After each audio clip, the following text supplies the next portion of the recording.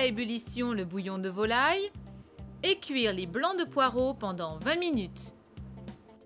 Vérifiez la cuisson des poireaux, les égoutter et les laisser refroidir à température ambiante. Coupez 6 tranches de faisselle de fromage de chèvre, badigeonnez le fond de la terrine avec de l'eau et tapissez les parois d'une feuille de film. Je crois que le plus important pour la recette, c'est de retenir qu'il faut bien mettre un film dans le fond Voilà. et mouiller avant. Un petit peu. Pas huiler, mouiller. Mouillé. Fendre les poireaux en deux dans le sens de la longueur.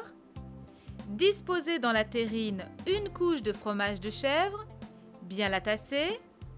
Saler légèrement. Poivrer. Disposez une couche de poireaux. Saler. Poivrer.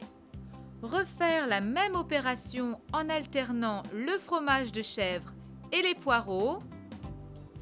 Finir avec une dernière couche de fromage de chèvre et poivrer.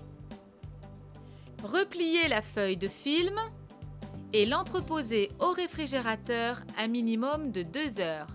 Mettre du sel dans le saladier avec le vinaigre de vin, l'huile de noix, émulsionner au fouet et finir avec un tour de poivre du moulin. Assaisonner la salade frisée, agrémenter de quelques cerneaux de noix, bien mélanger, démouler la terrine, retirer la feuille de film et disposer les tranches sur le plat de service. Alors, on essuie donc le couteau, avec du papier absorbant Un petit peu. entre les deux. Préférable. Ou alors, on peut tremper le couteau dans de l'eau. Terminer avec un cordon de vinaigrette, de fleurs de sel et de poivre du moulin.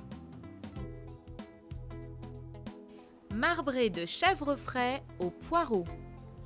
Pour 6 personnes, 2 faisselles de chèvre frais, 3 poireaux, une salade frisée, 70 g de cerneaux de noix, 2 cuillères à soupe de vinaigre de vin,